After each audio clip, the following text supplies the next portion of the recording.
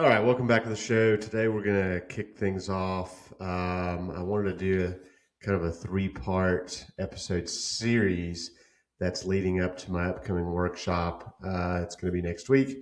The workshop is entitled The Minimalist Method for Men.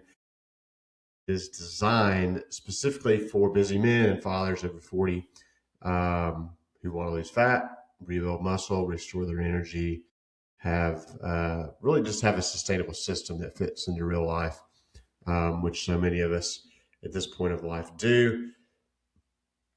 If you feel like you've been doing all the right things, cutting calories, trying keto, skipping meals, doing more cardio, and you still can't seem to lose the belly fat or keep the weight off, then this should be helpful for you. And also, you don't want to miss the workshop either. I'll give out the information on how to get registered for that at the end.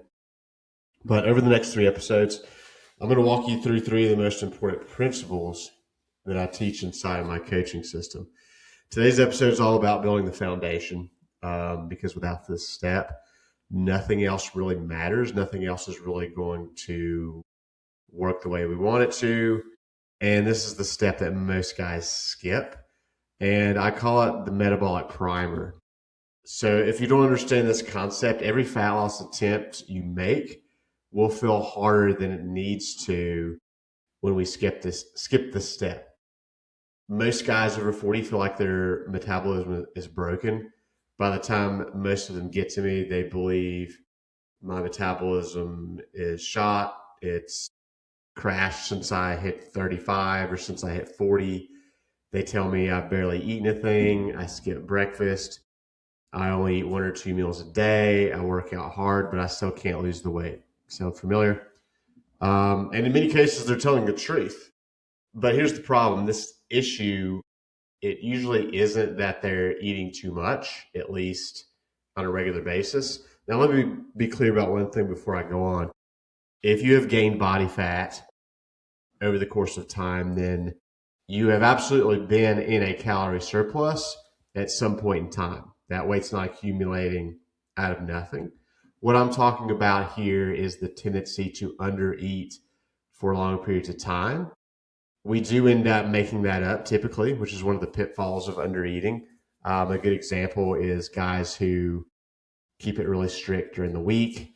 Maybe you're eating 12, 13, 1,500 calories on the weekdays, and then on the weekends, you relax a little bit. You go out to dinner a couple of times. You maybe have a few drinks at home or out at dinner, and next thing you know, you've consumed 3,500 calories a day on each day of the weekend. And so we can easily put ourselves in a calorie surplus.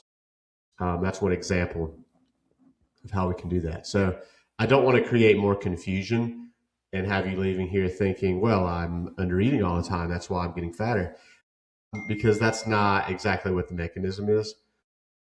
It is under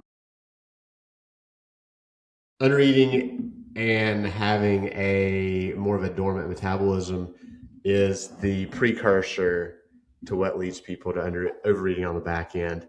And this is an accumulation over years. This is not something that's taking place over days or weeks. And unless you put on, 30 pounds in a month, which most of us are not doing, in that case, it would be pretty obvious that, yes, we can look at your habits and see that you've been over consuming food.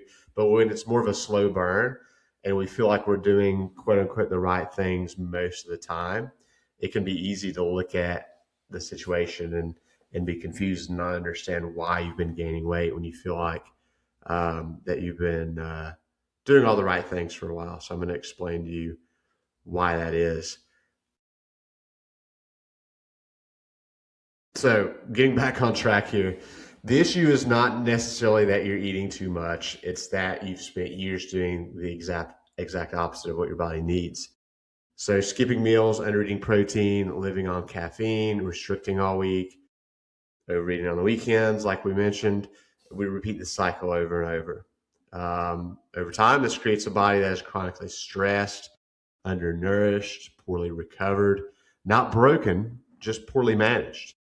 So, what does the metabolic primer actually do? What is it? The metabolic primer is the first step in my system, and it's based on a simple principle. You must give your body what it needs before asking it to change. So, think of your metabolism like a campfire. Most men are trying to burn more fat by throwing less and less wood on the fire. Eventually, the fire gets smaller and weaker, and they wonder why nothing's happening. So, the metabolic primer is going to rebuild the fire first before we start taking away. We're going to restore adequate protein. We're going to put in place a consistent meal structure. We're going to work on recovery. We're going to stabilize your energy. We want to preserve muscle. That's a big pitfall that happens when we just indiscriminately cut calories. Your body's going to want to offload lean muscle first if our calories are really low and if we're not getting enough adequate protein. So that's the last thing that we want. Only once we've put these systems into place do we strategically create a modest calorie deficit. So let's talk about why traditional diets typically fail, specifically for guys of this demographic, men over 40. So here's where some of the popular diets get it wrong, whether it be keto, carnivore, intermittent fasting, juice cleanses, 1,200 calorie meal plans, all these kind of go-to quote unquote diets that guys typically fall back on. They all rely on some form of restriction, which is going to work temporarily. And again, that's why all these diets do work. They put you in a calorie deficit. You're going to lose weight. They just tend to be unsustainable, and they tend to have some unwanted side effects, such as that muscle loss that we talked about. But if you're a busy guy over 40, you're already dealing with career stress, likely family responsibilities, maybe poor sleep, maybe elevated cortisol, reduced recovery capacity, possibly due to elevated cortisol or poor sleep. And so more restriction right away is often going to make things worse.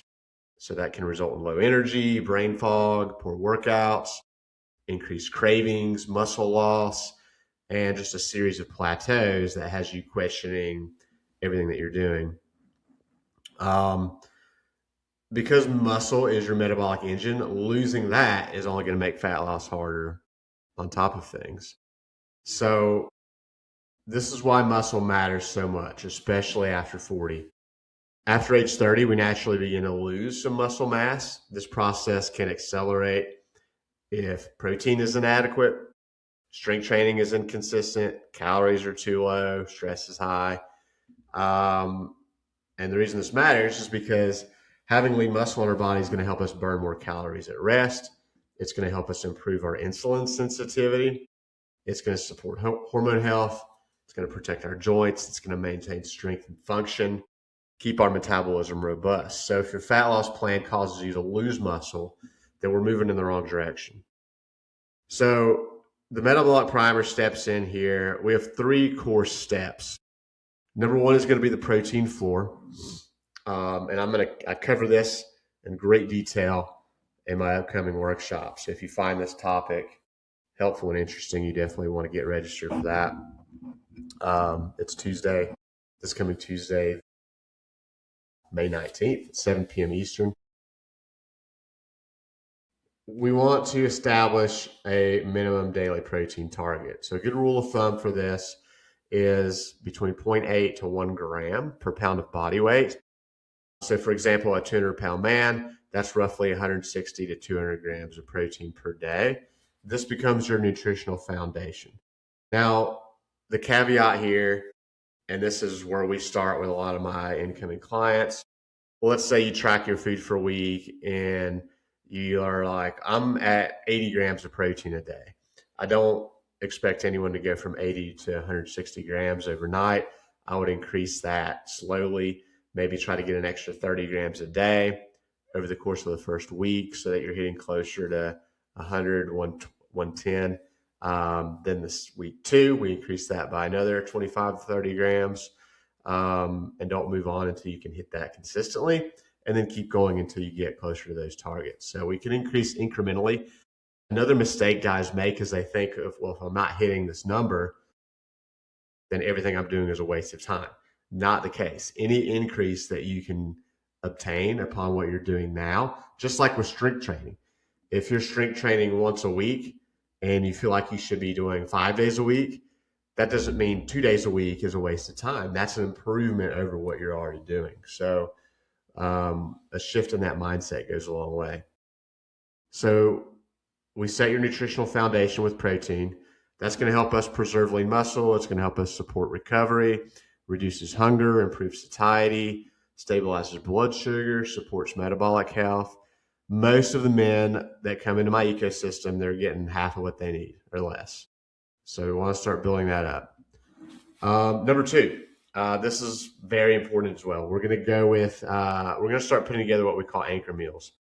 So we're going to build 3 to 4 repeatable being a key word here. I'll explain in a minute. Protein forward meals. So these meals require minimal prep.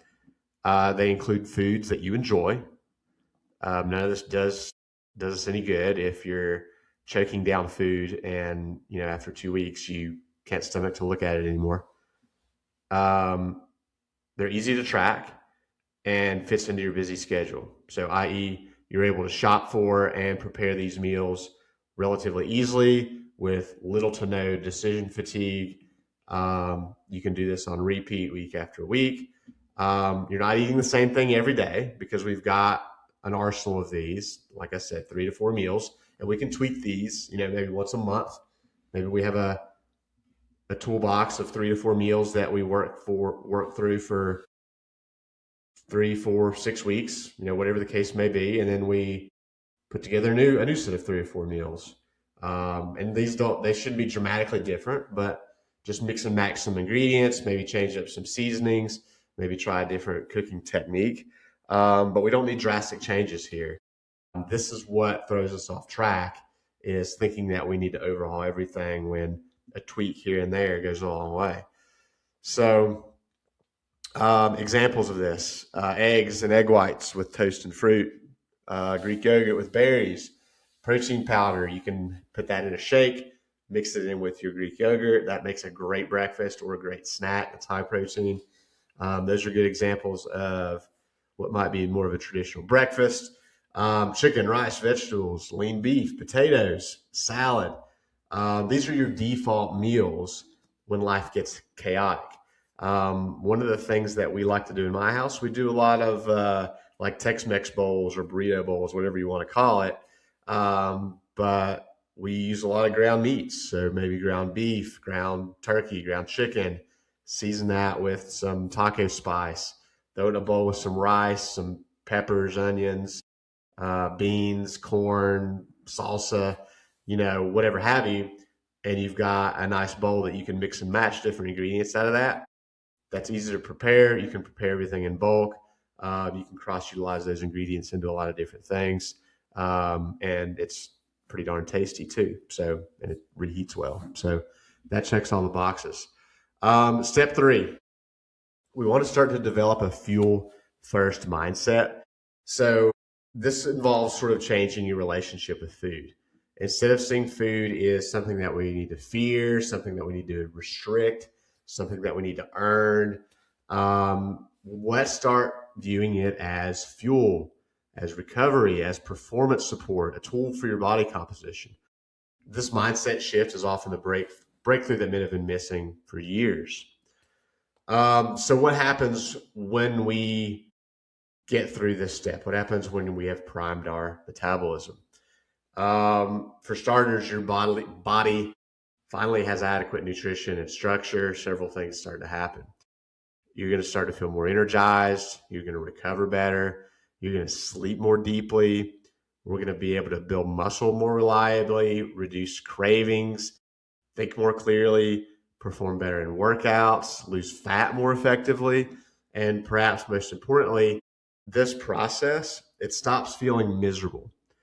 It stops feeling like you're just white knuckling it through a restrictive diet you're dragging ass every day, you have a short temper with your family, you're having trouble focusing on your work. Um, None of those things are a positive thing. We want to avoid those. Now, a little bit of hunger is pretty normal when we're in a calorie deficit, but we shouldn't be ravenous and we shouldn't be feeling like we have to stay caffeinated in order to get through our day 100% of the time.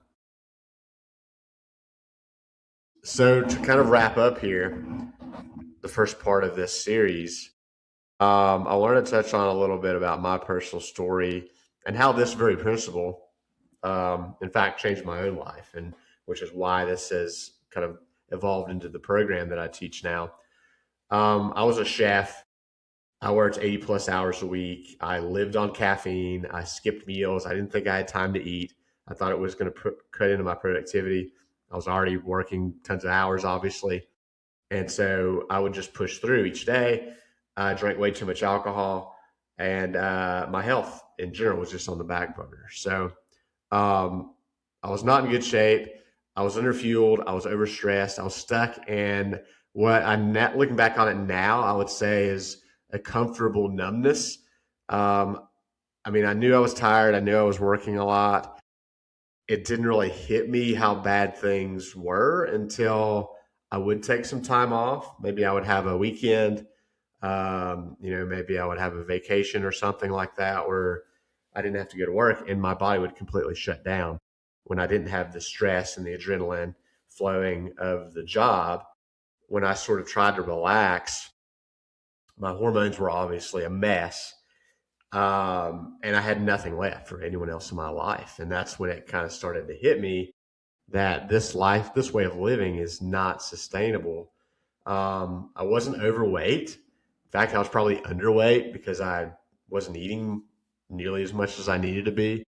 And I was moving around a lot in the kitchen. Um, and so that probably worked against me too, because it didn't click that what I was doing was negatively affecting my health at the time. Um, and so once I learned how to properly fuel my body, how to prioritize protein, how to train with intention, that's when everything changed. I got into the best shape of my life the year that I turned 40. And I built this system to help other men do the same. So, and I dig deeper into, if you go back to, I believe it's episode 1, I go a bit deeper into my origin story. So I'm not going to talk about that too much today. Um, but here's the big takeaway. The lesson here is simple. Your metabolism is not your enemy. Your body is responding exactly as it was designed to do. When you consistently undereat, when you're overstressed, when you're under recovering, your body's going to adapt. It's going to do what it needs to do to keep you alive.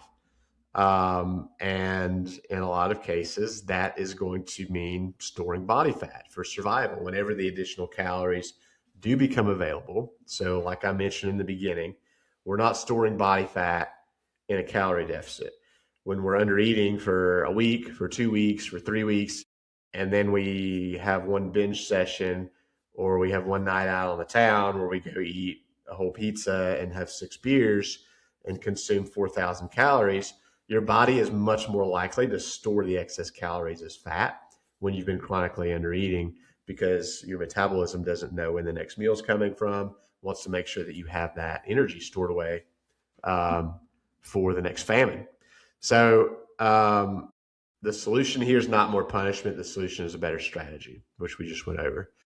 So if this episode resonated with you, then you absolutely need to attend my workshop, The Minimalist Method for Men. It's a free live training through Zoom. I'll walk you through the exact system I use to help busy men over 40 lose 10 to 15 pounds, build lean muscle, restore energy, simplify their nutrition, train effectively in 30 to 45 minutes at home if necessary with minimal equipment, and create the results that actually last. This is the same framework that helped me get in the best shape of my life, and I've helped countless clients do the same. So I'm going to put the link into the show notes. If you're not following me on socials, you should be at minimalist.gym. The link is all over the place there. So it shouldn't be hard to find. Go ahead and get registered. I am capping it at 100 people because I want to make sure that there's time to get to questions at the end.